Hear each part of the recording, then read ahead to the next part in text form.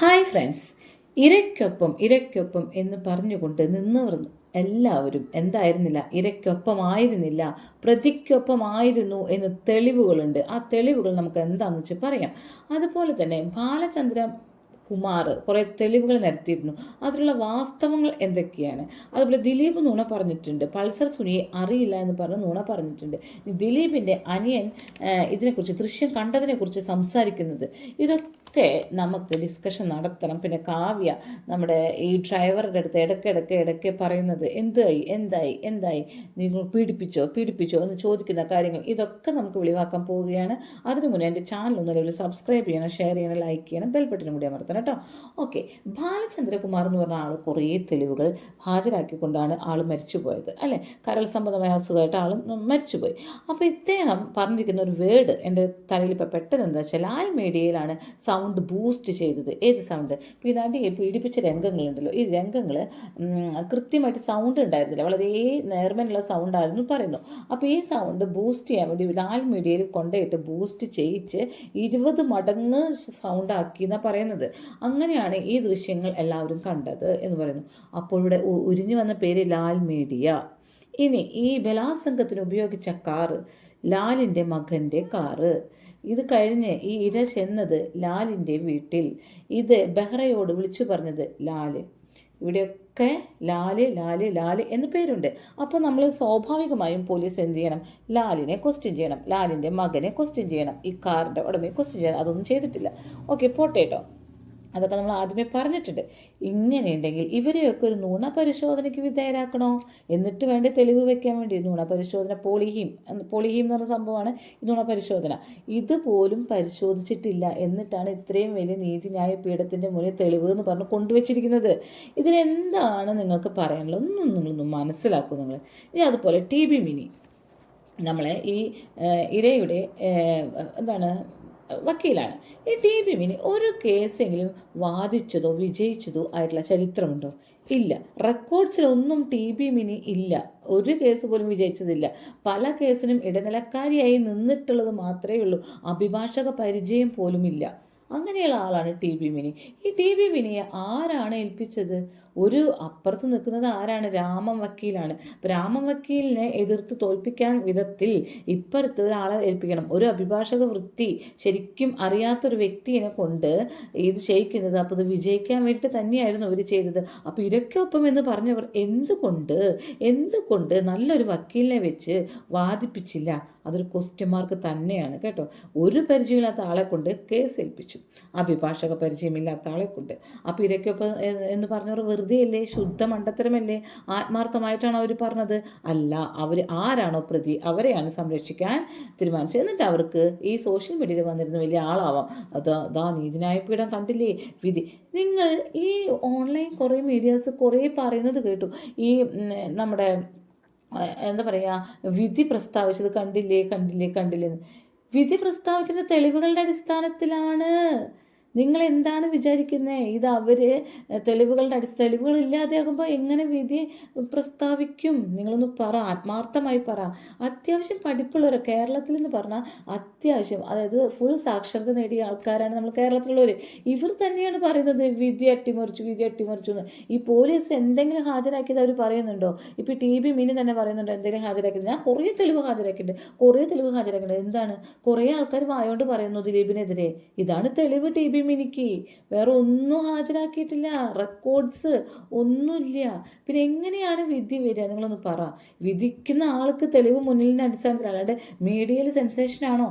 മീഡിയയിൽ ആൾക്കാർ ഭയങ്കരമായിട്ട് സംസാരിക്കുന്നുണ്ടോ? ഇതൊന്നുമല്ല തെളിവിന് ആധാരം.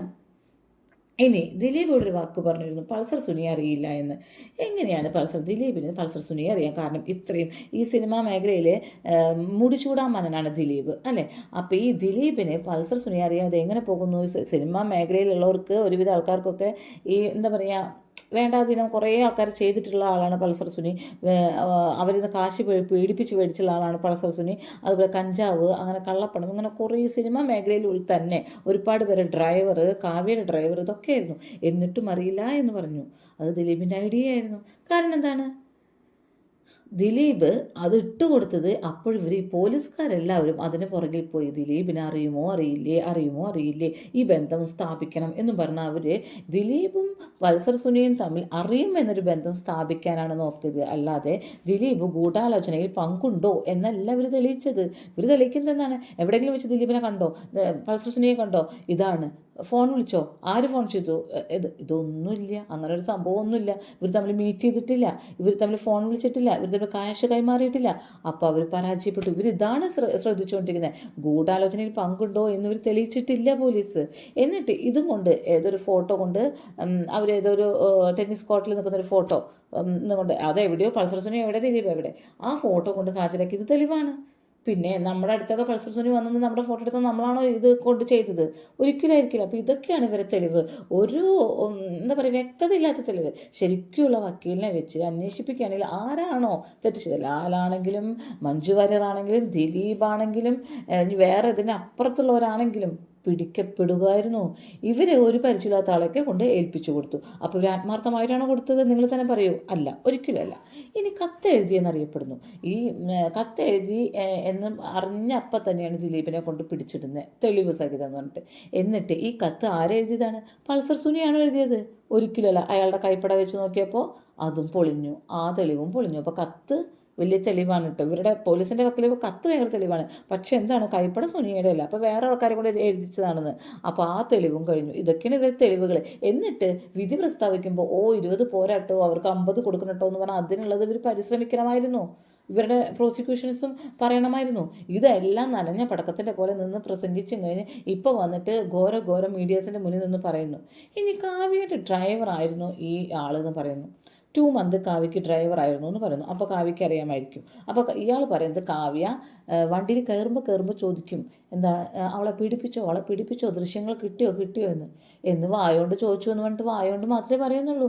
ഈ കാവ്യ ചോദിച്ച ഫോൺ കോളോ ഫോൺ സംഭാഷണമോ ഒന്നുമില്ല. അതും പോലീസ് തെളിഞ്ഞു. അപ്പോൾ ഈ കാവ്യയ്ക്ക് ഫോണില്ല പോലും. കാവ്യയ്ക്ക് എന്താ ഫോണില്ലായ? കാവ്യയുടെ ഭർത്താവ് തന്നെ അത്യാവശ്യം ലക്ഷപ്രഭുവാണ്. ഒരു ഫോൺ മേടിക്കാനുള്ള കാശൊന്നുമില്ല. കാവ്യയുടെ ഇൻസ്റ്റിറ്റ്യൂഷനല്ല, കാവ്യക്കൊരു സ്ഥാപനം തന്നെയുണ്ട്, ലക്ഷ്യം. ഇപ്പോൾ ഒരു ഫോൺ മേടിക്കാനുള്ള കാശ് കാവ്യക്കില്ലായിരിക്കും. ഓക്കെ, അത് പോലീസ് പറഞ്ഞാണ് കേട്ടോ. അപ്പോൾ ഇവർ അമ്മ മുഖാന്തരമാണ് വിളിക്കാറുള്ളത്. അപ്പോൾ അമ്മയുടെ ഫോൺ കോളിൽ പൾസർ സുനി എന്നൊരാൾ വിളിച്ച ചരിത്രം വേണ്ടേ? അതും പോലീസ് പരിശോധിച്ചു, അതുമില്ല. ഇതും തെളിവല്ല. ഇതൊക്കെ ഒരു പോലീസ് വായോണ്ട് പറയണം കേട്ടോ. അപ്പോൾ പോലീസ് ടെലിഫോണിൽ ഇവരുമായിട്ട് വിളിച്ചൊരു സംഭവമോ അല്ലെങ്കിൽ ബാങ്ക് ട്രാൻസ്ഫറോ അല്ലെങ്കിൽ ഇവരെന്തെങ്കിലും തരത്തിലുള്ള ബന്ധ കണക്ഷൻസ് കണ്ടെത്താൻ ഒന്നും പറഞ്ഞില്ല. ഇനി ബാലചന്ദ്രകുമാറിന് കുറേ ഓഡിയോ ക്ലിപ്പുകൾ കൊണ്ടേൽപ്പിച്ചു. ഈ ഓഡിയോ ക്ലിപ്പുകൾ മുഴുവൻ എഡിറ്റ് ചെയ്ത ക്ലിപ്പുകളാണ് ഏൽപ്പിച്ചത്. ഇത് തെളിവായിട്ട് കോടതി എടുക്കുമോ? എഡിറ്റ് ചെയ്ത ക്ലിപ്പുകൾ ഒരിക്കലും തെളിവല്ല. ഇതെന്തിനാണ് എഡിറ്റ് ചെയ്തത്? ഫ്രഷ് കോപ്പി കൊണ്ടു കൊടുക്കാതെ അതും പോയി. ആ തെളിവും അവിടെ വെച്ച് നിന്നു. ഇനി നെക്സ്റ്റ് തെളിവ് ഏൽപ്പിച്ചിരിക്കുന്നത് എന്താ വെച്ചിട്ടുണ്ടെങ്കിൽ ഈ ദൃശ്യങ്ങളിൽ, അതായത് ഈ ബലാത്സംഗം ചെയ്യുന്ന ദൃശ്യങ്ങളിൽ മോതിരം കാണിച്ചിരിക്കണം എന്നതാണ്. ഈ വിവാഹമോതിരം കാണിച്ചിരിക്കണം. അത് ദിലീപ് പറഞ്ഞതുകൊണ്ടാണ് ഈ ദൃശ്യങ്ങളിൽ വിവാഹമോതിരം കാണിച്ചിരിക്കുന്നത്. ദൃശ്യങ്ങളിൽ വിവാഹമോതിരമൊക്കെ കാണിക്കുന്നുണ്ട്. അത് ഇവർ വായുകൊണ്ട് പറയുകയാണ്, ദിലീപ് പറഞ്ഞതുകൊണ്ടാണെന്ന്. അതൊരു തെളിവാണ്, വായുകൊണ്ട് പറഞ്ഞിരിക്കുകയാണ്. അപ്പോൾ ഇത് രാഷ്ട്രപതി പറഞ്ഞതാണെന്ന് പറഞ്ഞാൽ അതൊരു തെളിവായിരിക്കുമോ? അപ്പോൾ ഇതൊക്കെയാണ് ഇവർ 1500 തെളിവുകൾ ഇട്ടത്. നിങ്ങളൊന്ന് ആലോചിക്കണം. ശരിക്കും ചിരി വരുന്നുണ്ട് ഈ തെളിവുകളുടെ കാര്യം ആലോചിക്കുമ്പോൾ. ഇനി അതൊക്കെ പോട്ടെ, അതിജീവിത തന്നെ ആദ്യഘട്ടത്തിലൊന്നും ദിലീപിൻ്റെ പേര് പറഞ്ഞില്ല. പറയുകയായിരുന്നുവെങ്കിൽ അതിജീവിത രക്ഷയുണ്ടായേനെ. പക്ഷേ ദിലീപിൻ്റെ പേര് പറഞ്ഞില്ല. ഒരു സംശയവും ദിലീപിലേക്ക് ഉണ്ടായിരുന്നില്ല. പോലീസ് ഒരുപാട് അതിജീവിതയെ കൊണ്ട് ബ്രെയിൻ വാഷ് ചെയ്ത് പറയിപ്പിച്ചതാണ്. 4-5 മാസങ്ങൾക്ക് ശേഷമാണ് ഇത് എഴുതി ചേർക്കപ്പെട്ടത് FIR-ൽ. അപ്പോൾ പിന്നെ അതിന് വാല്യൂ ഉണ്ടാവുമോ? ഇല്ല. ഇനി നെക്സ്റ്റ് ഇവർ പറയുന്നത് നാദിർഷയും. പിന്നെ പോലീസ് പറഞ്ഞത് ഒരു തെളിവെന്താണെന്ന് അറിയും, നാദിർഷയും ദിലീപയും ഫോൺ സംഭാഷണം 8 മണിക്കൂർ നേരമൊക്കെ ഒരാഴ്ചയിൽ സംസാരിച്ചിട്ടുണ്ട് എന്ന്. അതൊരു തെളിവാണോ? ദിലീപും നാദിർഷയും അത്രയും ഉറ്റ ഫ്രണ്ട്സാണ് എന്നത് എല്ലാവർക്കും അറിയാം. അപ്പോൾ ഇതാണ് അടുത്ത തെളിവ്. ഇതും ചീറ്റിപ്പോയി. കാരണം എന്താണ്, ഫ്രണ്ട്സുകൾ തമ്മിൽ സംസാരിക്കില്ലേ, അത് ഇതുമായിട്ടുള്ള ബന്ധങ്ങളാണോ? പിന്നെ ഈ തെളിവുകളൊക്കെ കൊണ്ട് മേൽക്കോടതിയിൽ നിങ്ങൾ സുപ്രീം കോടതിയിൽ പോയാലൊന്നും എന്തുണ്ടാവില്ല, നിങ്ങൾക്ക് നീതി ലഭിക്കുകയില്ല. നീതി ലഭിക്കണമെന്ന് ആത്മാർത്ഥമായി നിങ്ങൾ വിചാരിക്കുന്നുണ്ടെങ്കിൽ നല്ലൊരു വക്കീലിനെയും വെച്ചുകൊണ്ട് എല്ലാ തെളിവുകളും സംഭരിച്ചുകൊണ്ട് നേരെ കോടതിയിൽ പോകണം. കോടതി തെളിവുകൾ മാത്രമേ സംഭരിക്കുള്ളൂ. കോടതി നേരിട്ട് ഇറങ്ങി വന്ന് തെളിവുകൾ സംഭരിക്കില്ല. അപ്പോൾ ഒരു കേസ് ഫയൽ ചെയ്ത് അത് തെളിവുകളാക്കി കൊണ്ട് കോടതിയുടെ മുന്നിൽ ഹാജരാക്കിയാൽ കോടതി വിധി പ്രസ്താവിക്കും. ചെറിയ തെളിവുകളൊക്കെ ഉള്ളൂ, പക്ഷെ അതിനനുസരിച്ചുള്ള വിധിയേ വരികയുള്ളൂ. ഇത്രയേ ഉള്ളൂ. അപ്പോൾ പഠിച്ച എല്ലാ വ്യക്തികളും കേരളത്തിലുള്ള എല്ലാവർക്കും അറിയാം അല്ലേ? അങ്ങനെയുള്ളവരൊക്കെ എന്താണ് ശരിക്കുള്ള നല്ല നല്ല ന്യായങ്ങൾ പറയുന്നുണ്ട്. ഇത് ദിലീപിനെ പ്രതിയാക്കണം എന്നൊരു പക്ഷ ആൾക്കാരുടെ കൂട്ടായ തീരുമാനമാണെന്ന് എനിക്ക് തോന്നുന്നത്. അല്ലാതെ ഇതിലെന്താണ്? ഈ മെമ്മറി കാർഡ് എവിടെ പോയി? അതിൻ്റെ ഹാഷ് വാല്യൂ മാറിപ്പോയി എന്നാണ് പറയുന്നത്. അപ്പോൾ ഹാഷ് വാല്യൂ മാറിപ്പോയാൽ മെമ്മറി കാർഡ് എന്താണ് എഡിറ്റ് ചെയ്തിട്ടുണ്ടാവും. ഈ ബലാത്സംഗം ചിത്രീകരിച്ച ഈ ഇതുണ്ടല്ലോ മെമ്മറി കാർഡ്, അതിൽ എഡിറ്റ് ചെയ്തിട്ടുണ്ടാവും. അതുകൊണ്ട് ഹാഷ് വാല്യൂ മാറിയിട്ടുണ്ടാവുക. ഹാഷ് വാല്യൂ മാറിപ്പോയിട്ടുണ്ട്. ഹാഷ് വാല്യൂ മാറിയെന്ന് വെച്ചിട്ടുണ്ടെങ്കിൽ ഈ മെമ്മറി കാർഡ് പല പല ഡിവൈസിൽ കൊണ്ടിട്ട് കഴിഞ്ഞാൽ കുറേ ഡിവൈസിൽ കൊണ്ടിട്ട് അതിൻ്റെ ഹാഷ് വാല്യൂ മാറും. ഹാഷ് വാല്യൂ മാറി നമുക്ക് എന്ത് ചെയ്യാം? എഡിറ്റ് ചെയ്യാൻ ചാൻസ് ഉണ്ട്. അപ്പോൾ അതാണ് പറയുന്നത്. അപ്പോൾ നമുക്കൊരു വോയിസ് കേൾക്കാട്ടോ, എന്നിട്ട് പോവാം. ആ മെമ്മറി കാർഡ് ജസ്റ്റിസ് കൗസർ എടപ്പക്കത്തിന്റെ ജഡ്ജ്മെന്റ് പ്രകാരം രാത്രിക്ക് രാത്രി മാറി ഹാഷ് വാല്യൂ മാറ്റി ഒറിജിനൽ മെമ്മറി കാർഡ് ഇവിടെ കൊണ്ടുവച്ചു. നിങ്ങൾ ചോദിക്കണം ഈ അക്യൂസിന്റെ വക്കീലന്മാരോട്, എവിടെയാണ് CFSL പോയ റിപ്പോർട്ടിന്? CFSL അവർ റിപ്പോർട്ടിന് പോയില്ലേ മെമ്മറി കാർഡിന്റെ? അത് എവിടെയാ? കോടതി ഹാജരാക്കിയോ? എവിടെയെങ്കിലും ഹാജരാക്കിയോ? അപ്പോൾ മെമ്മറി കാർഡിൻ്റെ ഹാഷ് വാല്യൂ ഒക്കെ മാറി. മെമ്മറി കാർഡിലുള്ള സംഭവം തന്നെ മാറി എന്ന് തോന്നുന്നു. എഡിറ്റ് ആകെ ചെയ്ത് അതിനെക്കുറിച്ച് നമുക്കറിയുകയില്ല. ഇനി ഭാഗ്യലക്ഷ്മിയുടെ വോയിസ് നമുക്കൊന്ന് ശ്രദ്ധിക്കാം.